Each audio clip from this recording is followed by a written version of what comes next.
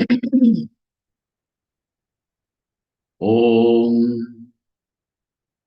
ॐ यो ब्रह्माणं विदधाति पूर्वं यो वै वेदांश् प्रहिणोति तस्मै तं देवमात्मबुद्धिप्रकाशं मुमुक्षुर्वै शरणमहं प्रपद्ये। ॐ शान्ति शान्ति शान्तिः। ॐ नमो ब्रह्मादिभ्यो ब्रह्मविद्या संप्रदायकर्तृभ्यो वंश ऋषिभ्यो महद्भ्यो नमो गुरुभ्यः। सर्वोपप्लवरहितः प्रज्ञानघनः प्रत्यगर्थो ब्रह्मैवाहमस्मि ब्रह्मैवाहमस्मि। वेदान्तार्थविभासकाय गुरवे शान्ताय सन्न्यासिने नानावादीनगेन्द्रसङ्घपवये योगीन्द्रवन्द्याय च मोहध्वान्तदिवाकराय भगवत्पादाभिधां बिभ्रते तस्मै भाष्यकृते नमोऽस्तु सततं पूर्णाय बोधात्मने। सर्वतन्त्रस्वतन्त्राय सदात्माद्वैतवेदिने श्रीमते शङ्करार्याय वेदान्त गुरवे नमः। योऽवतीर्ण इहाचार्य रूपेण यतीनां मुदे श्रीमन्नारायणं वन्दे तं हरिं करुणानिधिम्। मननाख्यं प्रकरणं वासुदेव यतीश्वरैः रचितं विस्तरेणाद्य संग्रहेण प्रकाश्यते। बालानाम् उपकाराय मम विज्ञानसिद्धये तत्र श्री बालगोपाल कृष्ण सन्निहितो भवेत्।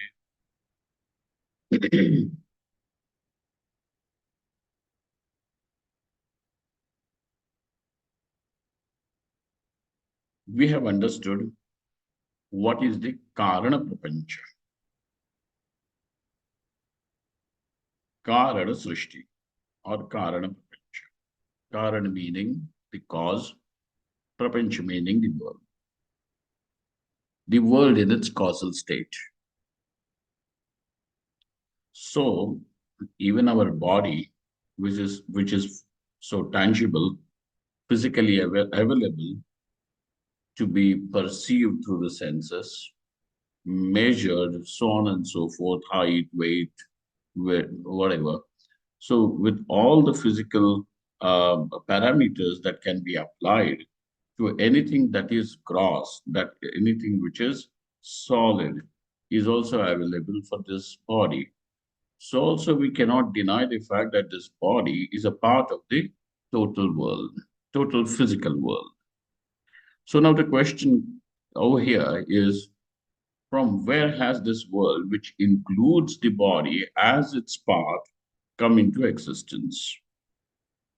So naturally, we are inquiring into the cause of the world, which includes the cause of which means also the cause of the body.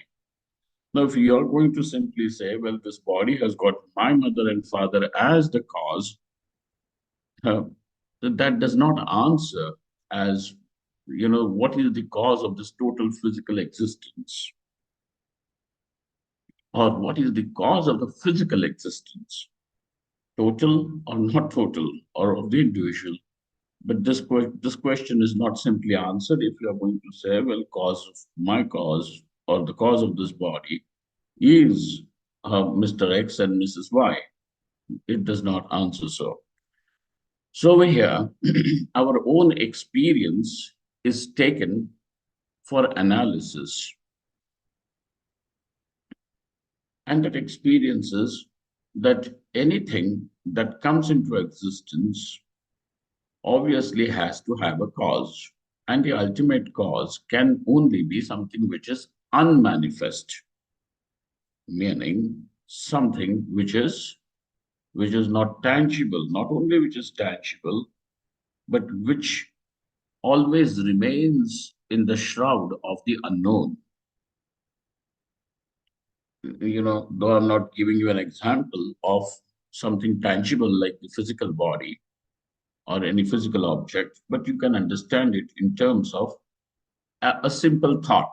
Any thought that arises, the question is, from where has this thought come? And then you can say a conscious thought seems to be coming from the unconscious, subconscious. But ultimately, even that subconscious also can be, though it can be explored up to a certain level, you can scratch and try to understand it.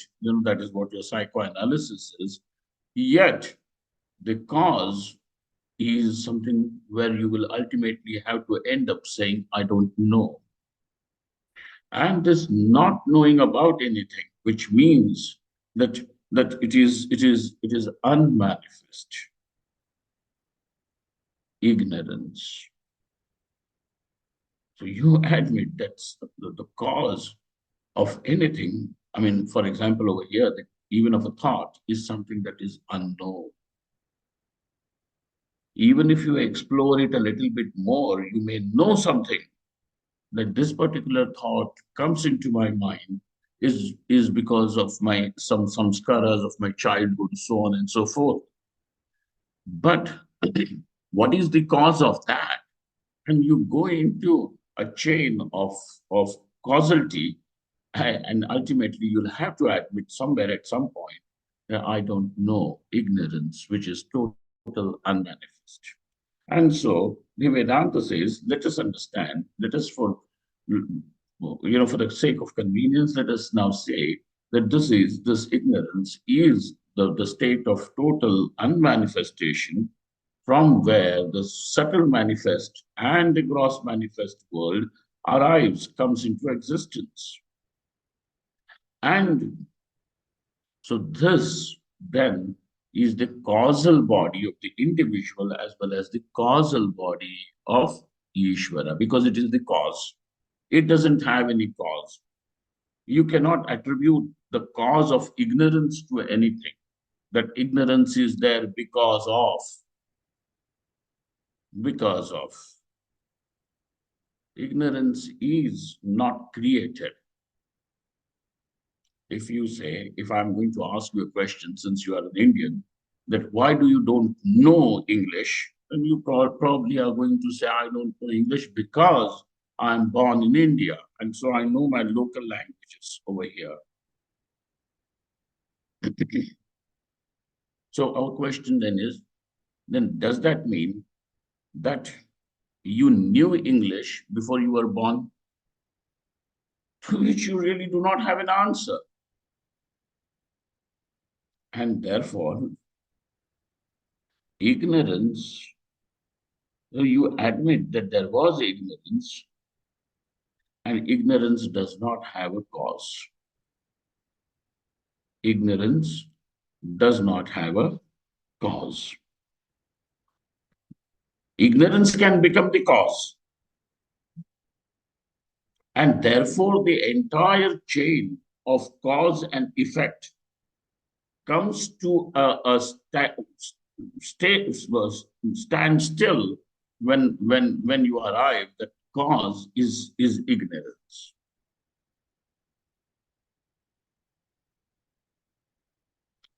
There is a difference when we are saying there is ignorance about the cause.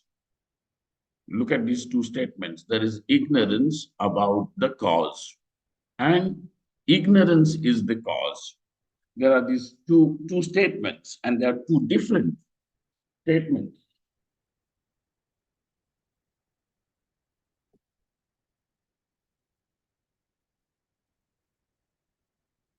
Ignorance is the cause, and this becomes the causal body. Yet one thing about this ignorance is, when this ignorance is only when is dominated only by Sattva Guna, where the Sattva Guna is not influenced, contaminated by Rajoguna or Tamoguna. This ignorance as Sattva Guna remains shining principle. And that becomes the condition, and when it becomes the conditioning of the consciousness, you understand one more thing at this point is, though we have dealt with this point before, yet ignorance cannot have any independent existence because ignorance will always be resting on a conscious being. You cannot say that this table has ignorance or this table is ignorant, but you can definitely say he is ignorant, she is ignorant. So ignorant, or he has ignorance, or she has ignorance. Why are you so even with the animals and birds and living beings also you can still say where there is manifestation of consciousness, you can say मूर्ख है ये हमारा कुत्ता बिल्कुल गला समझता नहीं है. So you can say, you can admit there is ignorance. But where will you admit ignorance? Not on anything that is inert or devoid, which seemingly is devoid of bereft of consciousness. So ignorance is resting on the consciousness. And ignorance, when ignorance becomes the conditioning through which the consciousness expresses, then now is the question, what is the manifestation of ignorance, of consciousness when filtered through ignorance? When filtered through ignorance, which is, of course, ignorance is sattva raja tamo guna, trigunatmaka, but when it filters and expresses or is reflected through that ignorance, which is undivided, because sattva guna is one, uncontaminated by rajoguna, tamoguna. Now this consciousness appears as Ishvara. And when there with different permutations and combinations of rajoguna and tamoguna influencing or contaminating the sattva guna, there are innumerable expressions, and now every expression is an individual jiva. Thus, we have the causal body, which is ignorance. But in case of Ishvara, Ishvara is not ignorant like anybody of us, because over there, what is the conditioning? Shuddha Sattva. Vishuddha Sattva is the conditioning. So now, furthermore, from this causal body comes into existence the subtle body or the subtle world. Everything is world, whether it is the body, the physical body, or even the thoughts, or anything that is still subtler than the thought. Certain samskaras. Samskaras are not available to you just because these are samskaras. No. The samskaras will remain at, still subtler than the thoughts. But from those samskaras, influenced by those samskaras, the thoughts will arise. So something, those are simply impressions. Those are simply impressions. Latent impressions. They're lying down over there. And they have the full potential to bring forth an array of thoughts and emotions and responses, so on and so forth. So what is there is that we are saying from even all these thoughts and samskaras, etc., also is something that is drishyam. It is not the nature of the drashta, nature of the seer. And therefore it is known. And hence, even this becomes the part of the world. Okay, now we are going to, he discusses over here in this particular paragraph, the author, as what is the subtle world? Now, that subtle world means which includes even every thought of yours, even your indriyas and everything. So now here, Atha Sukshma Prapancha Srishtiruchyate. Now we begin. Now this Atha over here is in the sense in continuation. Since we have explained to you what is the Karana Srishti, we are explaining to you now, we are discussing now what? This Sukshma Srishti. Atha Sukshma Prapancha Srishtiruchyate. Now we are explaining to you the Srishti, coming into existence of the subtle world, Prapancha. Ishvarasya Ikshanavashat. Now this is very interesting. Now what do you already have on the plate? Ishvara. What is this Ishvara? Consciousness expressing through the Shuddha Sattva. If you remember, let's not lose that. And so now this Ishvara is there with the Sattva Guna. So over there, Ikshanavashat. Now this Ishvara illumines. What does he illumine? Tamo Guna Rupa Prakriti. Okay. So now we remember this Trigunatmika Prakriti, my ignorance has got trifurcated. One as Shuddha Sattva, one as Malina Sattva, and the third one is just Tamasi. As Tamasi. And what has happened is now that this Ishvara illumines this Tamasi. As a result, what happens? Tamogana Rupa Prakriti Avarana Shakti Vikshepa Shakti Riti Dvividha Jata.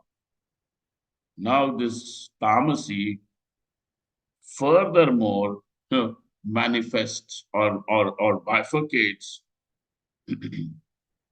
dichotomizes as Avarana Shakti, the power of concealment. Tamoguna is something like the darkness. What does the darkness do? Covers anything which is existing, and so hence, once covered in darkness, that object is as good as non-existing for you. You know, when we switch the lights off in this room, and then you come, though the table, the chair, the carpet, everything is in place, but now you aren't able to see that because it is all lying under darkness. So for you as an onlooker, the whole thing, whatever that may be there, but it is as good as not being there. It is another thing that you may walk and tumble and fall and get hurt and so on and so forth. But if when you see, what is it? Almost not there because covered by darkness. Similarly, ignorance also has this power to conceal. To conceal. Ignorance doesn't allow you to know. So this is the power of ignorance. One, as concealment, and Vikshepa Shakti. Vikshepa means the power of projection. So, and the best example is again of snake and the rope. So the person, since he does not know it is a rope, what is the first thing? That he doesn't know it is a rope. Not knowing means there is ignorance. So we have already admitted the existence of ignorance. Ignorance is there. I don't know.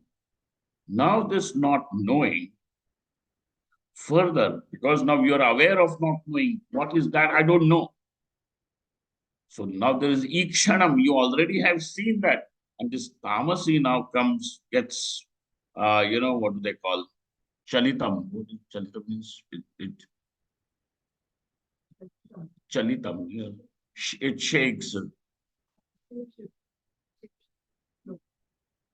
trembles like. Okay. As if, something happens to it just because simply the consciousness is illuminating it. I don't know what it is. And therefore, now once you become that awareness, the ignorance is also in the orbit of awareness. Now this ignorance covers it up, doesn't allow to know. One, avarana shakti. Another thing that happens at the same time is covering up the rope, the ignorance itself appears as snake. Because clearly this rope has not changed into snake. The rope has neither given birth to the snake, nor has it turned itself into snake. Correct? So from how did the snake come? So ignorance itself has changed, transformed into snake. And why are we saying it is the ignorance which has transformed into snake? Is because even when you know that it is a snake, yet you do not know it is rope. So there is no knowledge. So no knowledge means absence of knowledge, also means ignorance. So ignorance is still there. You're still ignorant about the rope, even when you say that I know this is a snake. So this claim of knowing is not knowledge, but this is the projection power of the ignorance, that it has now projected the snake.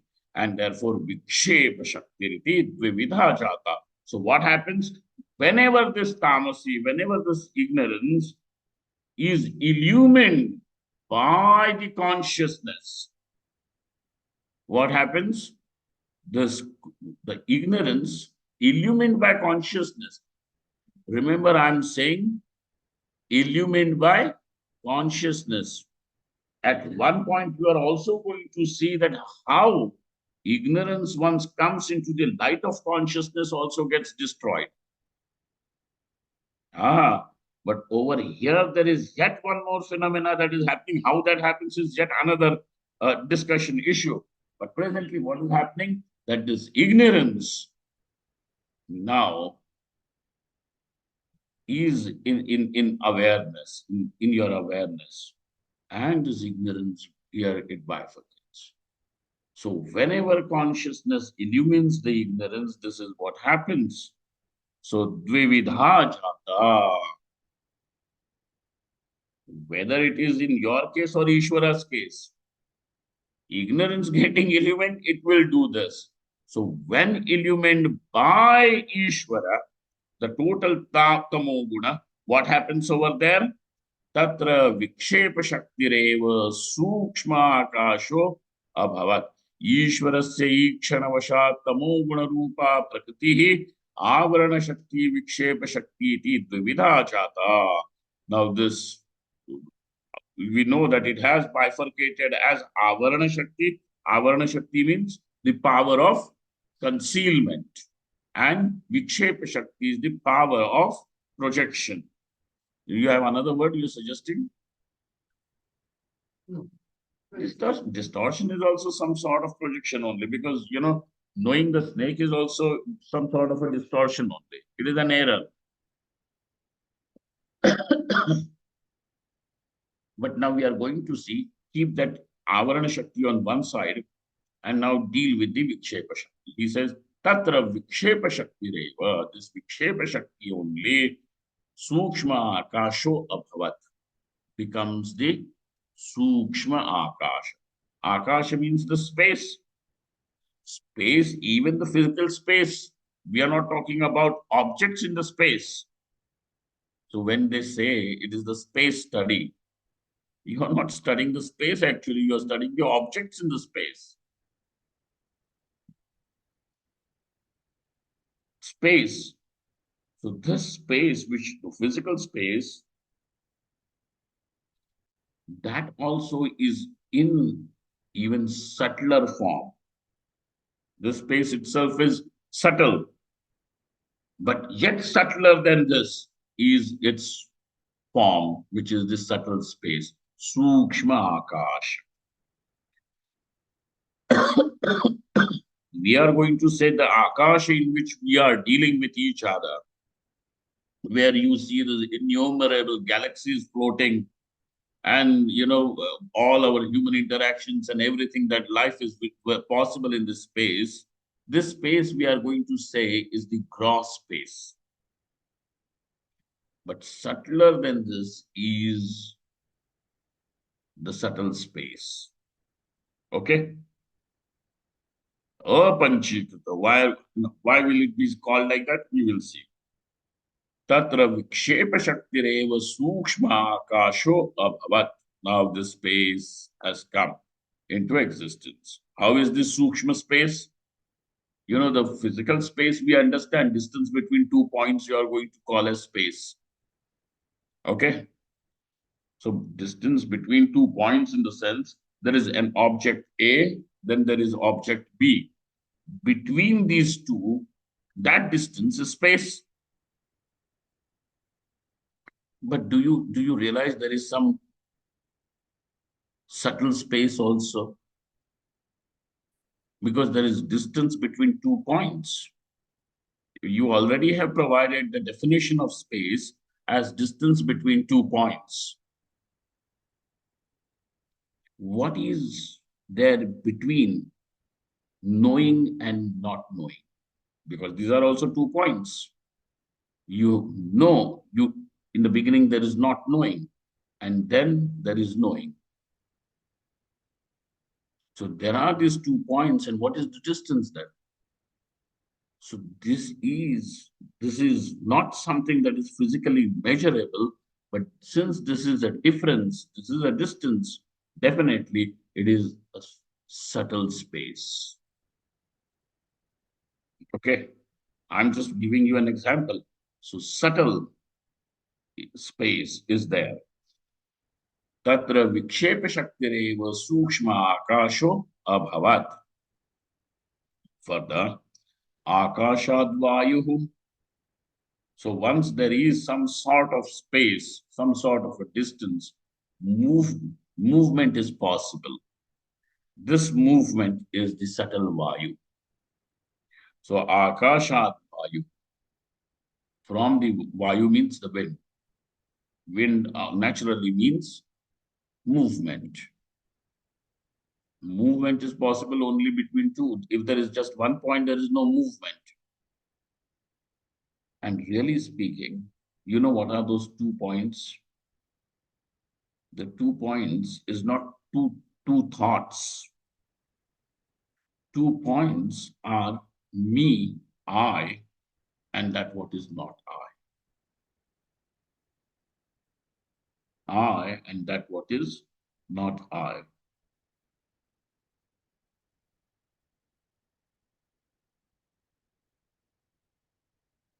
Because this is non-dual consciousness is the infinite consciousness alone is. There is nothing like not I. And yet there is an experience of I and not I. So now you have these 2 points, and between these 2 points, I and the ignorance, between these 2 points, the whole world is going to come into existence.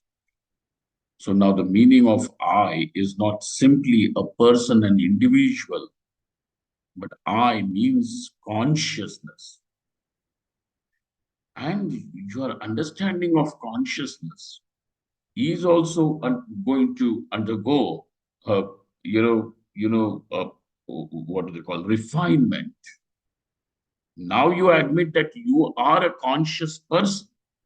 You admit that I am a conscious person. To understand I am a conscious person to the point that I am consciousness is the journey. And that journey, is called as morning also I said parimargana. Tataha tat padam parimargitavyam yasmin gatana nivartanti puyaha. I told you the meaning of this word parimargana. to chase something, like a hunter um, chasing the deer or a rabbit, goes behind it, parimargana. So, what is it? This inquiry as what exactly is this consciousness? What exactly is this meaning of the word I? Because when you use one word, let us say this is one bottle. I mean, it is. What you people can't see this because the camera is not working. So there is this bottle. So there is the word bottle and the object bottle. What is the association of the word and the object? Word is something that remains in my mouth, or perhaps it just reaches your ears. But there is this object bottle that gets illumined by the word. So the word and the object, they definitely have a relationship, which means when I'm going to say the word bottle, you're not going to understand a pen, you're not going to understand a phone, you're not going to understand the mic. What do you understand by the word bottle is just this. So, also, our question now is going to be what is, you are not going to ask a question, what is consciousness? Your question is, what is the meaning of this I? Because I is admitted by you and experienced by you as consciousness or conscious being. So to understand this I, our present understanding, I am a conscious person, I am a conscious being, to the understanding, I am consciousness, I'm pure consciousness, untouched even by ignorance or maya. That is what I am. To that point, this is the journey, and this journey is what Sri Krishna calls as parimargana. Tataha tat padam parimargitavyam. Then after that, tat padam, that whatever is the pada, that state should be inquired into. That parimargana over here is chasing, and that chasing is not, you're chasing somebody with a bow and arrow or some or gun or something. It is a constant, vigilant inquiry. So everything that is associated with the word I, which is really not I, but can be categorized as not I, you are now going to simply clean your understanding and delete those things from that definition. And thus, the refinement of your understanding about consciousness, about I, is going to take place, and this is the marg. This is the marg. Marga meaning the path. Okay, this is the path. Between this consciousness and ignorance, now there is space.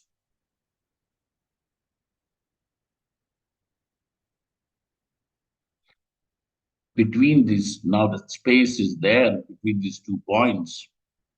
What happens? Vayu, now movement. Vayu comes. Whenever there is movement, obviously that there is heat. Vayu Agni, from Vayu comes the Agni. Movement brings the fire. Agnerapaha, when there is heat, there is perspiration. So from there, from Agni comes the water. From fire comes the water. Adhyaf Prithvi, and when the perspiration dries, then some salt or some secretion remains on your skin. I'm just giving you an example. And that is Prithvi. So now Akash, Vayu, Vayu Raknihi, Agner Apaha, Adhya Prithvi. Thus, all the Pancha Mahabhutas in their subtle form are available. Now, the material is available. The physical world is yet not formed. How that will happen, we will see. Etesham Panchabhutanam Sukshma Bhutani Apanchikritani Tadmatrani Cha Iti Nama. Now remember, these Panchamahabhutas, these five great elements, and they are called as bhutas because bhavanti iti bhutani. Bhavanti iti bhutani means some Sindhi gentleman, bhutani. Bhutani means, bhavanti means that which comes into existence. That what happens. Bhavanti. You know, the Vedanta is not about bhoot, pret and all those things. Etesham panchabhutana of these now, this great five. We don't talk about ordinary bhutas, great bhutas only. We are not interested in ordinary. You know, this, what do they call those Dayan and all those bhutas? That chiller pillar kon baat kare. Great bhutas. Panchamahabhutanam, Etesham, Panchabhutanam, Sukshma Bhutani. Now, these bhutas are called as the subtle great elements. Apanchikritani, they are also called as apanchikrita, meaning unmixed.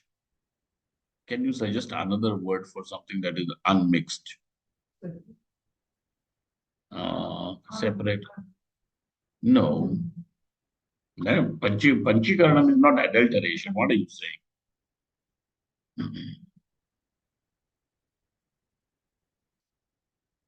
Give me another word. Use the word unhomogeneous state, not No. homogeneous.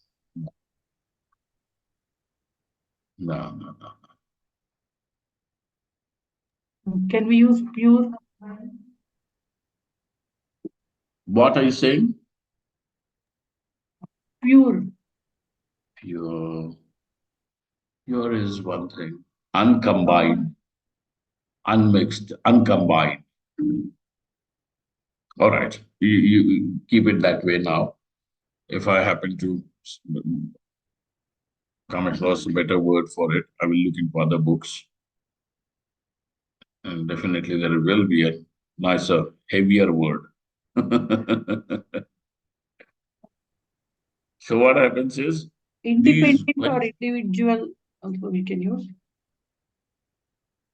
You can. Suggest. I will find out some other topic. Uncombined, unmixed, apanchik bhutani. So now we understand they are called this panchabhutas in this state presently are called as sukshma panchamahabhutas. A. What is the other name for it? Apanchikrita. And the third one is tanmat. Tanmatra means just that. Tatmatra. So tatma, just that. When you are going to say akasha, akasha is akasha. Presently, when you say this is Prithvi and you pick up a lump of clay, and what do you call it? Prithvi. But is it just Prithvi? In that, there is space that has taste. So, Jala, is not it? So, it has taste. Then, it has its own sound, Akash.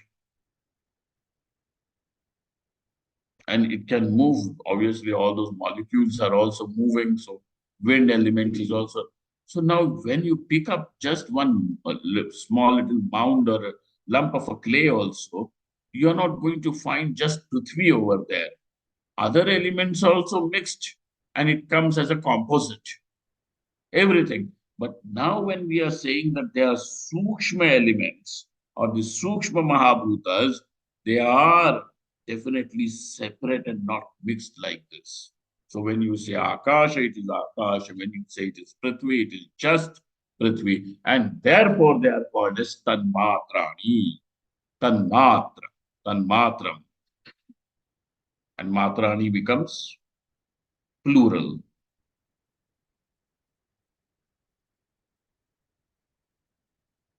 Okay. Pushpam, Pushpam, Pushpe, Pushpani. Bhutam, Bhute, Bhutani. Matram, Matre, Matrani. इसलिए तन्मात्रा, the tanmatras. Apanchikritani. They are not mixed and they are subtle. Therefore, they are called as subtle Mahabhutas, Apanchikrita Mahabhutas, or Tanmatras. Iti cha nama. This is how they are known in the Shastra. Etesham api sattva-rajas tamo gunaha karanad ajnanadakaha santi. Now, let us not forget that even these Panchamahabhutas, where have they come from? The ignorance. Ignorance itself has transformed into all this because it is the Vikshepisha. Now, let us not forget that ignorance getting transformed, ignorance, modifying itself as snake. Ignorance modifies itself as this Panchamahabhutas. And therefore, what are the properties of the cause will also descend as the properties in the effect. For example, if you have red string, then the cloth will be red in color. The fabric will be red in color. So where has this, how did the cloth get its red color? Red cloth, property of the red, of the cloth. From where? Karanat agata. From its karanam, it has come from the cause. What is the cause? The red string, the thread is the cause. Okay. So from there it has come. And like that, the cause of this Panchamahabhutas is ignorance. How is the ignorance? Trigunatmakam. Trigunatmakam means consisting of the three gunas, sattva, rajah, tama. Thus, what has happened? Even these Panchamahabhutas have inherited these three gunas.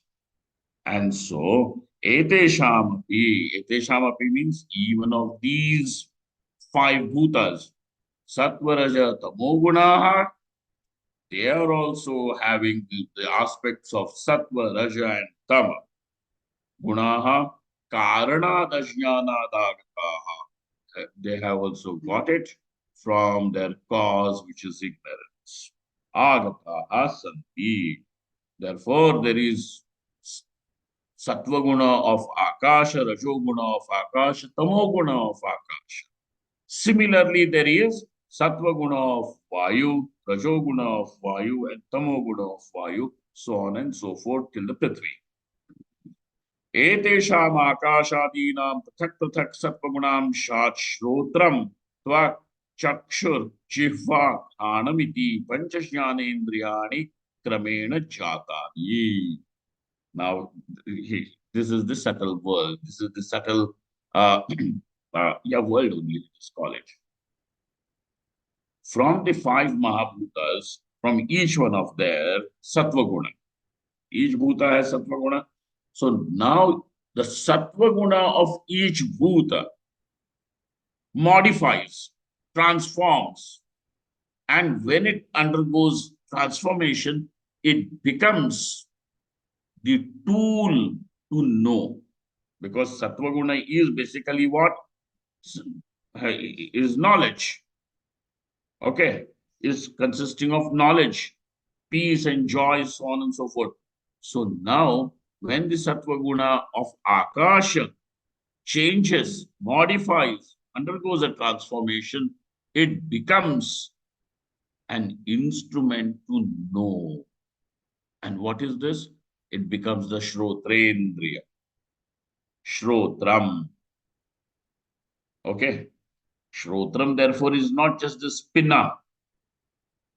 It is unless and until the faculty, the power of illuminating the shabda, sound, descends into this particular structure, it cannot be called as Indriya. So actually, what is Indriya? That power which is subtle power. So we do not say that the Indriyas are this a part of the physical body.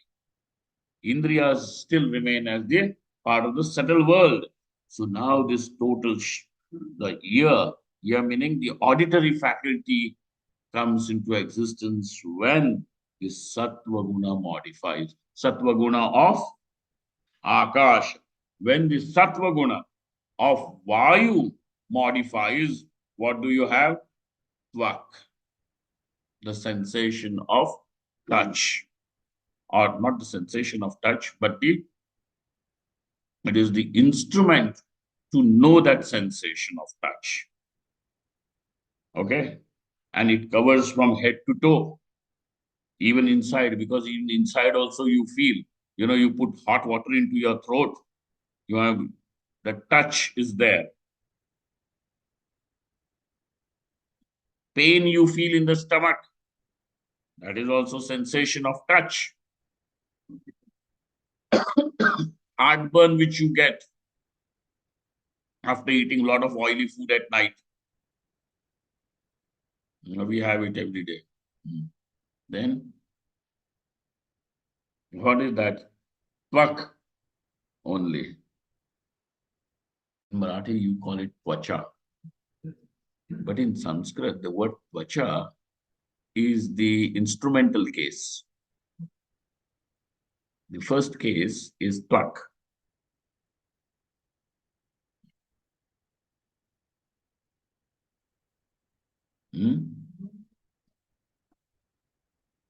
हाँ, हिंदी में भी त्वचा ही बोलते हैं। ये तुम्हारे त्वचा को मुलायम रखने वाला साबुन है, लगाते जाओ, इतना लगाओ वो साबुन। भूल ही गए साबुन लगाते हैं, धोना भी पड़ता है। मुलायम क्या गेंडे का फत बनेगा। Then what? एतेषां पंचभूतानां नहीं, वो तो हो गया। Then त्वक. From the sattva guna, what is the third mahabhuta that has come? And let us not forget the sequence, because the sequence is what allows us to see what the indriyas, etc., in their order. So first is the shrotrendriya. The second one is the tvagindriya. Now the third one is chakshu and the chakshurindriya. Okay. So chakshurindriya is what? It has come from the fire element. But sattva guna of the fire element. That's why when you see something, you illuminate. Chakshu. Then jiva. Jiva means rasanendriya. Jiva means not just don't think, tongue. Rasanendriya. It has come from the water element. Sattva guna of the water element. And ghanam, the olfactory sense, is from the prithvi. Okay? So prithvi. Ghanamiti. Panchajnanendriyani kramena jata. This is the krama, the sequence, the order. Okay? Kramena jata. Akashadi sattva samashtyan tatkaranam jatam. Now, this is the two. There's one very interesting thing to be understood, and that you apply it, this understanding, to the upasana of the Virat, etc. I'll tell you now. We have a little time at disposal. Yeah. Now, you have all the five senses with you, and these are your instruments to know the world, without which you will not know. Through your Shrotrendriya, auditory faculty, you will know the world of sounds. How do you know the world? the world of sound. Now, this is one indriya. When this very one indriya becomes available in the body of an ant, the ant is going to perceive the shabda differently. When this Shrotrendriya becomes available in the body of a dog, the perception of the Shabda is still different. That's why the bats can hear those supersonic sounds. But you and me cannot as human beings. Though we have the Shrotrendriya, that bat also has the Shrotrendriya. But why? Because now this Indriya operates as, the body is available. But it is yet one Indriya. Like the air in your lungs also is the air in the lungs of a dog, in the lungs of a bat. So Indriya is one, just available, a part of it is available in this body. And with that, then you conduct all your transactions. I'm listening to you, I'm not listening to you, I'm listening to the sound, music of some stream or whatever. If you're a bat, you are going to say, well, I'm listening to the sound of some insects.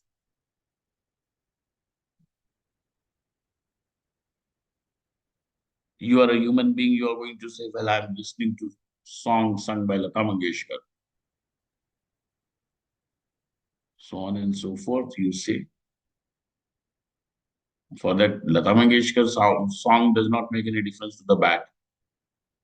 What is sweet to the ears of the bat is the sound of those insects. You see. So now here it is. This is one Indriya. So also every Indriya is just one. There are only 5 Indriyas, 5 Jnanendriyas. So now the difference, my Shrotrendriya, your Shrotrendriya, his Shrotrendriya is all vanished. There is only one Indriya. And that one Indriya operates through everyone. When it operates through the bat, over there also it will illumine only the Shabda. When it operates through the cow, it still will illumine the Shabda.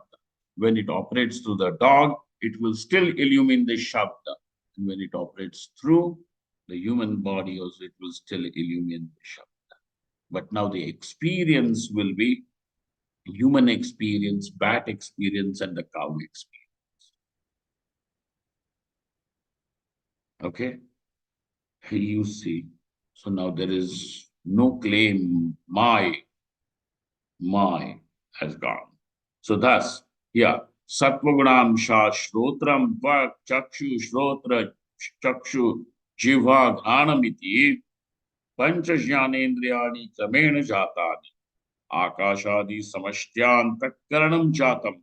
Now, if we consider the total Sattva Guna of Akash, Vayu, Agni, Aap, and Prithvi. The total, just the Sattva Guna of all the 5 elements in totality. Then this total becomes, the modification of this total becomes the Antahkaranam, the inner instrument. Karanam means an instrument. Antaha means the inner instrument. So your mind, buddhi, etc. is the inner instrument. It is not functioning outside.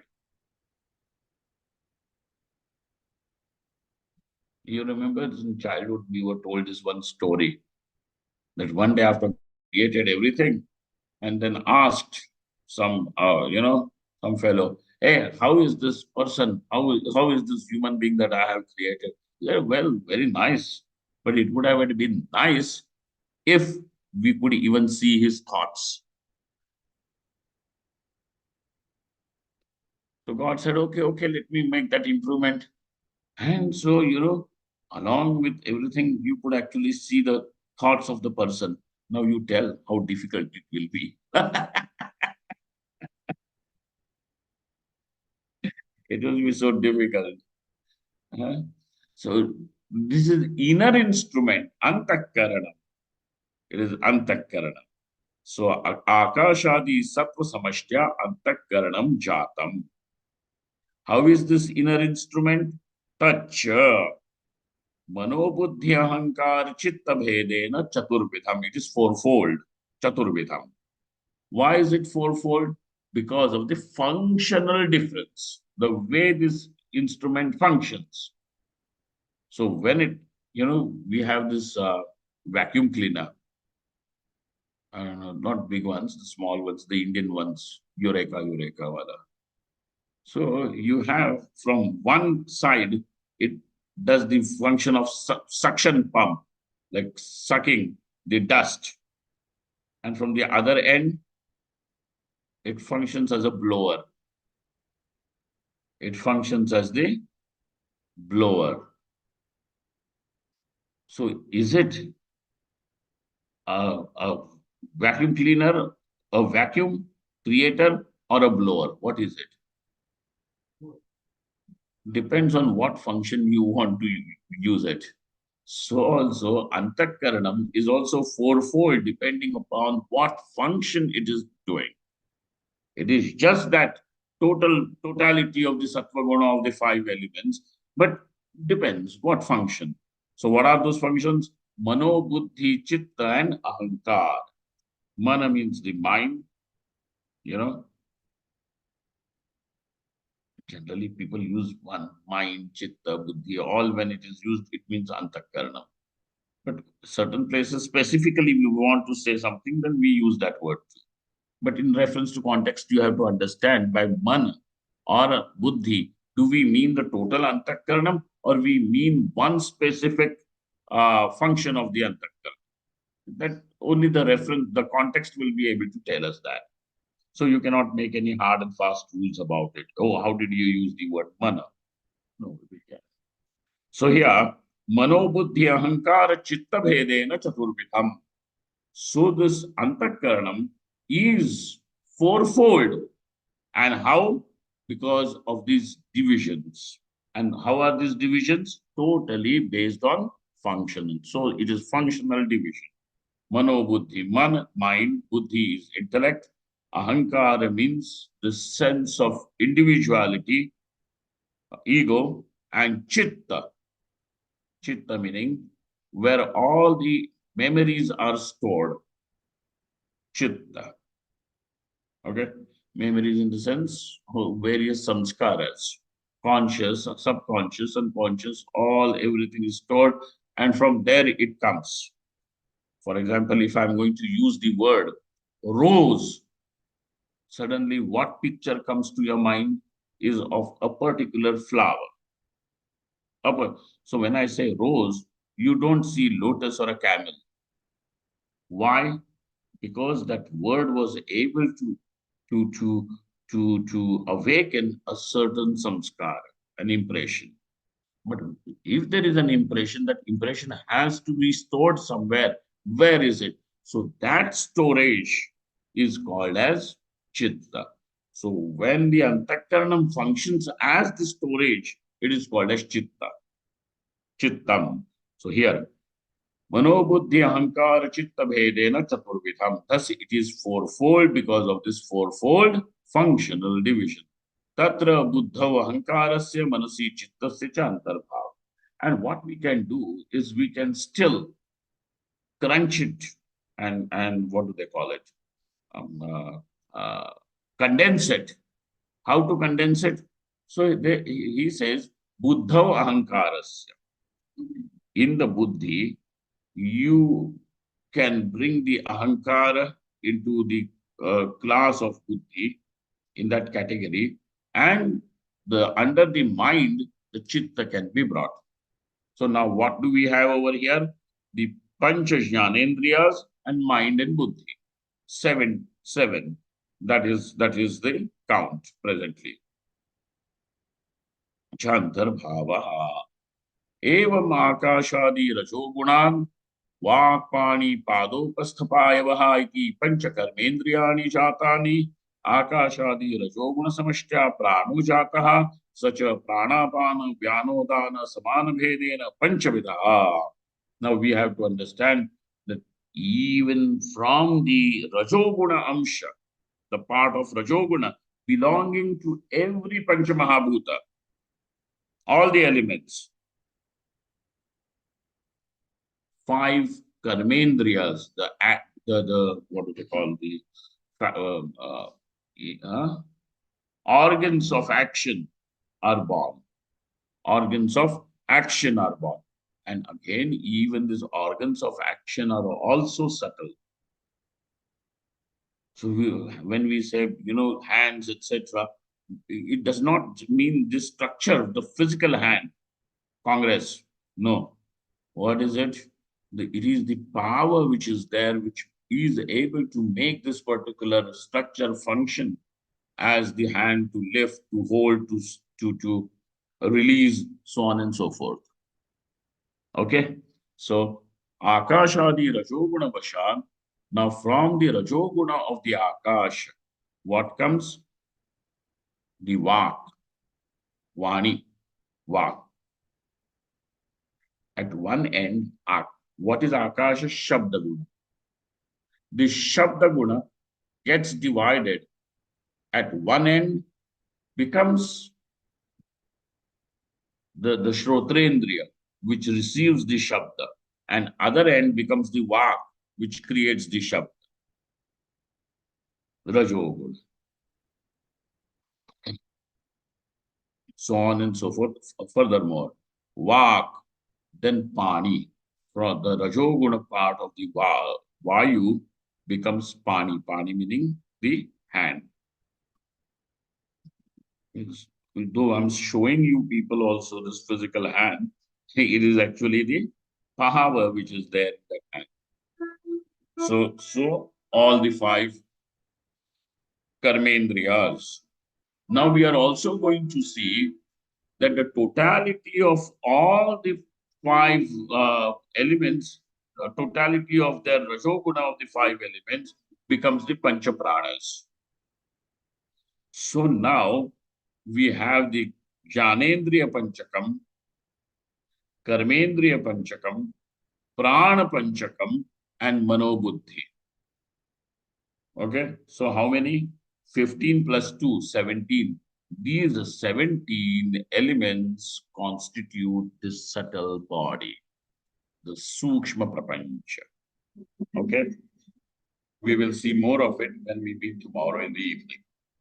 Om Purnamadaha Purnamidam Purnaat Purnamudachyate Purnasya Purnamadaya Purnameva Vashishyate.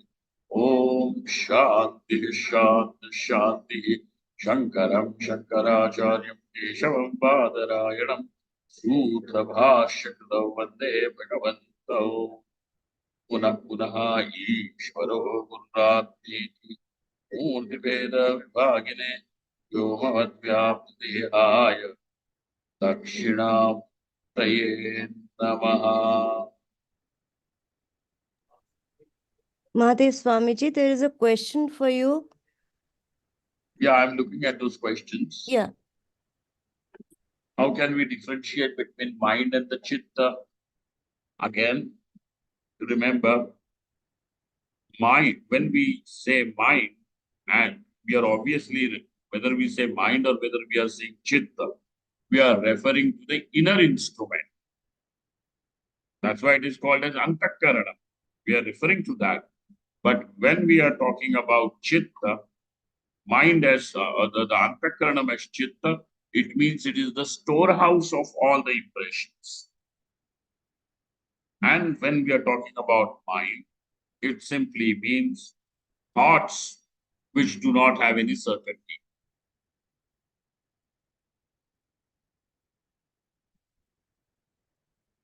Okay? All right. Thank you all. Thank you very much. Hari Om.